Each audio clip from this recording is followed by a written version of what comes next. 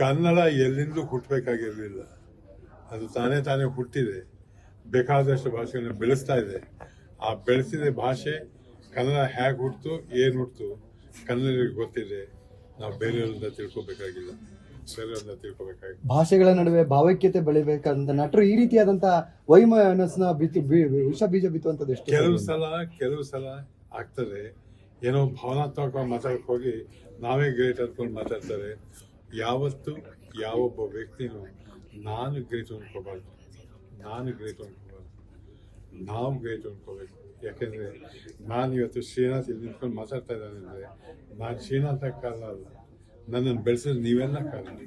ನಾವು ಅಂತ ಬರಬೇಕಾದಲ್ಲೇ ಆ ಭಾವನೆ ಇಟ್ಕೊಂಡೆ ಯಾವುದೇ ಭಾಷೆ ಇಲ್ಲಿ ಯಾವುದೇದಾಗಲಿ ನಾವು ಅಂತ ಮಾತಾಡಬೇಕು ಹೊರತು ನನ್ನಿಂದ ಮಾತಾಡಬಾರ್ದು. ಸರ್, ಕನ್ನಡದಿಂದ ಎಷ್ಟೊಂದು ಸಿನಿಮಾಗಳ ಜೊತೆಗೆ ಕನ್ನಡದಲ್ಲಿ ಅವ್ರ ಸಿನಿಮಾಗಳು ರಿಲೀಸ್ ಆಗ್ತಾ ಇದೆ ಕರ್ನಾಟಕದಲ್ಲಿ. ಆದ್ರೂ ನನ್ನ ಭಾಷೆ ಬಗ್ಗೆ ನನಗೆ ಹೆಮ್ಮೆ ಇದೆ ಸರ್. ನನ್ನ ಭಾಷೆ ಬಗ್ಗೆ ನನಗೆ ಹೆಮ್ಮೆ ಇದೆ.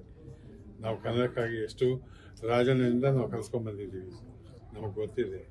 ಯಾರೋ ಬೇರೆಯವ್ರು ಬಂದು ಹೇಳ್ಬೇಕಾದ್ರೆ ನಾವು ಕೇಳಬೇಕಾಯ್ತು.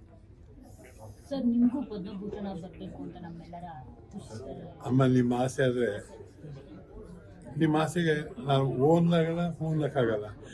ಬರೋದಾದ್ರೆ ಬರುತ್ತೆ, ಬರಲಿಲ್ಲ ಅಂದ್ರೆ ಏನು ಸಂಕಟ. ಯಾಕೆಂದರೆ ಪದ್ಮಭೂಷಣ ಅಂತ ನೋಡ್ತಿರೋದು ನೀವು. ನನಗೆ ಟೈಟಲ್ ಬರಲಿ ಬಿಡಲಿ, ಪದ್ಮಭೂಷಣ ಭಾರತರತ್ನ ಏನೋ ನನಗೆ ಕೊಟ್ಟಿದ್ದಾರೆ ನೀವು. ನಮ್ಮ ಶ್ರೀನಾಥ್ ಅಂತ ಆ ಒಂದು ಪ್ರಶಸ್ತಿ ಸಿಕ್ಕಿದೆಯಲ್ಲ, ಅದು ಈ 50 ವರ್ಷ ಶುಭಮಂಗಳ ಆದಮೇಲೆ ಶ್ರೀನಾಥ್ ಪ್ರತಿಯೊಂದು ಪರಿಚಯ ಆಗಿದ್ದು. ಆ 50 ವರ್ಷದಿಂದ ಆ ಪ್ರೀತಿ ವಿಶ್ವಾಸ ಕೊಟ್ಟಿದ್ದಿಲ್ಲ, ಅದು ಒಂದು ಗುರುಗಂಜಿನೂ ಕಮ್ಮಿ ಆಗಿಲ್ಲ, ಜಾಸ್ತಿ ಆಗ್ತಾನೆ ಹೋಗ್ತಾ ಇದೆ. ಆ ಜಾಸ್ತಿ ಆಗ್ತಾ ಹೋಗ್ತಾ ಇರೋದ್ರಿಂದ ನಾನು ನನ್ನ ವಯಸ್ಸನ್ನು ಮರೆತು ಹೀಗೆ ಇರ್ತೀನಿ. ಶ್ರೀನಾಥನ್ ಇರೋದು ನೀವು. ನಿಮ್ಮಿಂದ ನನಗೆ ಸಿಕ್ಕಿದೆ ಪ್ರಶಸ್ತಿ, ಅಷ್ಟೇ ನನಗೆ ಸಂತೋಷ.